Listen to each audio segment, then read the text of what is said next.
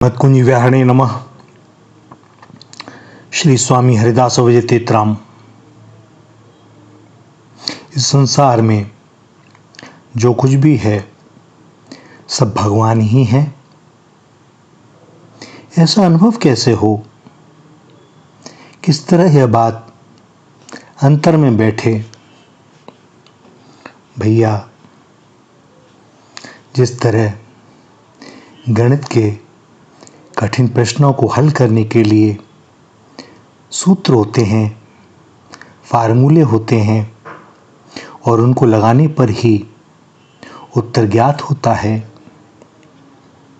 जिस प्रकार जो ज्ञात करना होता है उसे मान लिया जाता है वह x है और फार्मूला लगाने के बाद प्रश्न को हल करते करते x का मान निकल आता है, अर्थात यह ज्ञात हो जाता है कि जो जानना था वह क्या है। इसी प्रकार भक्ति मार्ग में भक्ति सूत्र हैं। हम यदि भगवान को जानना चाहते हैं तो हमें भक्ति के सूत्रों का प्रयोग करना ही होगा। तो सब कुछ भगवान है, यह ज्ञात करने के लिए क्या करें? भैया, जैसे गणित में मान लेते हैं ना वह x है, तो इसी तरह से अगर हम यह जानना चाहते हैं कि इस भगवान ही सब कुछ हैं, तो सबसे पहले यह सूत्र है कि जिस शरीर को हम अपना मानते हैं वह हमें संसार से मिला है और छूट जाएगा। अतः यह मेरा नहीं है, यह मान लें। प्रत्यक्ष बात भी यह है कि शरीर जन्म से पहले हमारा था नहीं, मृत्यु के बाद रहेगा नहीं और अभी भी प्रतिक्षण हमसे अलग ही हो रहा है। हमारी जितनी उम्र बीत गई उतना हम शरीर से अलग हो गए। अब बाकी कितना बचा पता नहीं। कर्म योग की दृष्टि से शरीर संसार का है, ज्ञान योग की दृष्टि से प्रकृति का है और भक्ति योग की दृष्टि से भगवान का है।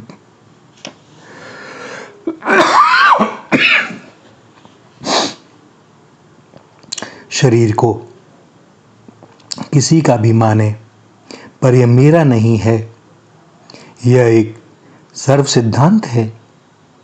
जो वस्तु मिली हुई है वह बिछड़ेगी ही, वह अपनी हुई कैसे?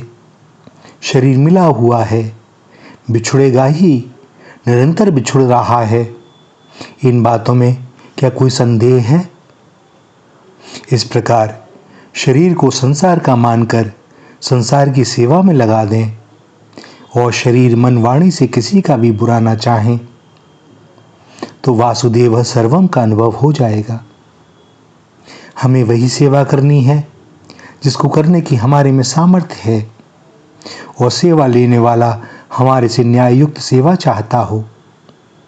जो हमारे से अन्याययुक्त शास्त्र विरुद्ध सेवा चाहता है वह नहीं करनी।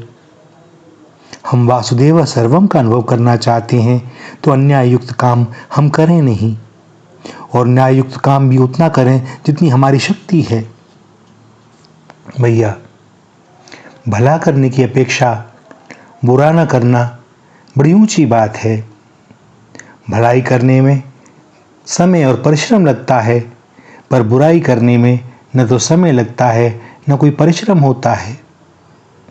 बुराई न करने से दो बातें होंगी कि केवल भलाई करेंगे अथवा कुछ भी नहीं करेंगे, और जो कुछ भी नहीं करता वो उसकी स्थिति भगवान में स्वतः हो जाती है, क्योंकि कुछ करने से ही संसार में स्थिति होती है।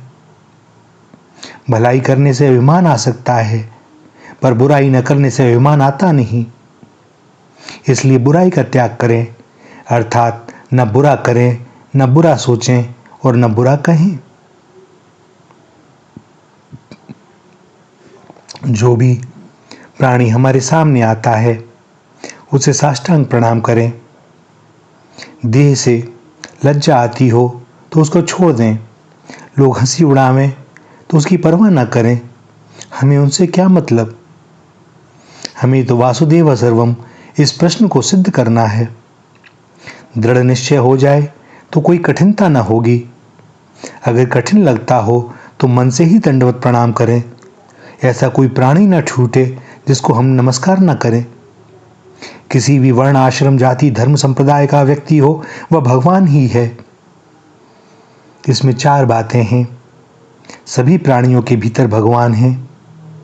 ये भगवान के भीतर हैं, ये भगवान के हैं और ये भगवान ही हैं। इन 4 बातों में जो सुगम लगे हमें उसे मान लेना चाहिए। ये भगवान के हैं ऐसा मानना सबसे सरल है। अतः ऐसा मान लें कि ये भगवान के हैं, भगवान को प्यारे हैं, इसलिए हम इनको प्रणाम करते हैं। ऐसा करने का परिणाम क्या होगा, यह भगवान बताते हैं कि जब भक्त का संपूर्ण स्त्री पुरुषों में निरंतर मेरा ही भाव हो जाता है, अर्थात उनमें मुझे ही देखता है, तब शीघ्र ही उसके चित्त से ईर्ष्या, दोष दृष्टि, तिरस्कार आदि दोष अहंकार रहित सहित सर्वथा दूर हो जाते हैं। भैया, इसलिए प्राणी मात्र में भगवान का भाव रखें। कहीं भाव ना बन सके तो हृदय से भीतर ही भीतर मौन क्षमा मांग लें। किसी को कहने की, बताने की जरूरत नहीं। शरीर मन वाणी से संसार की सेवा करनी है और संसार भगवान का विराट रूप है। अतः भगवान के ही शरीर मन वाणी से भगवान की ही सेवा करनी है और फिर वासुदेव सर्वम सिद्ध हो जाएगा। क्योंकि यह कोई सिद्ध करने की बात है भी नहीं, यह तो है ही, स्वयं सिद्ध है। इसके लिए विद्याध्ययन, धन संपत्ति, बल अनुष्ठान किसी की जरूरत नहीं। इसे हर कोई कर सकता है। हाथ से काम करते रहें और मुख से राम राम करते रहें और भगवान से बार बार यही कहते रहें कि हे नाथ, मैं आपको भूलूं नहीं। किसी भी बात का बुरा ना माने। किसी को हम बुरा मान लेते हैं तो समझें कि हमारा व्रत भंग हो गया। अतः उसको प्रत्यक्ष अथवा मन से नमस्कार करके क्षमा मांग लें और फिर भगवान से प्रार्थना करें, हे भगवान, मेरे अवगुणों को दूर करिए प्रभु। भैया, बस जहां आपने अपने शरीर को भगवान का माना नहीं, यह पूजा की वस्तु हो जाएगा। कहीं अपनापन न रहेगा। जो रहेगा वे ही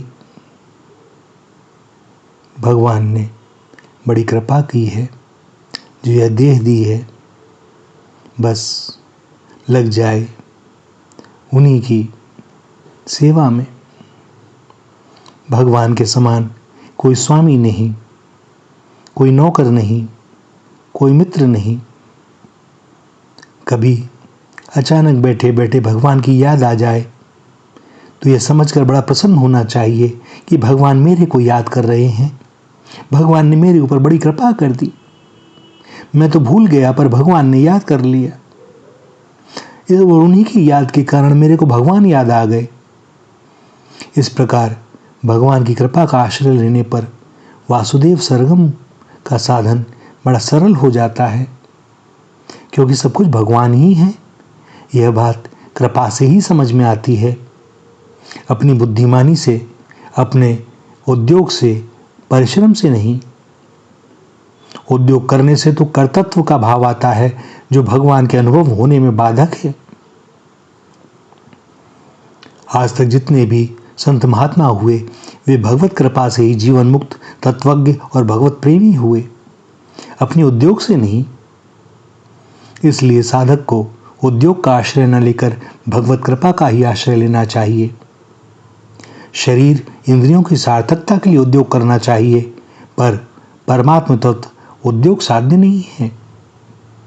भैया, वे केवल कृपा साध्य हैं। सब पर भगवान कृपा करें। सबको प्राणी मात्र में वासुदेव सर्वम का दर्शन हो। यही उनके श्री चरणों में इस दास की प्रार्थना। श्री राधा श्री राधा श्री राधा।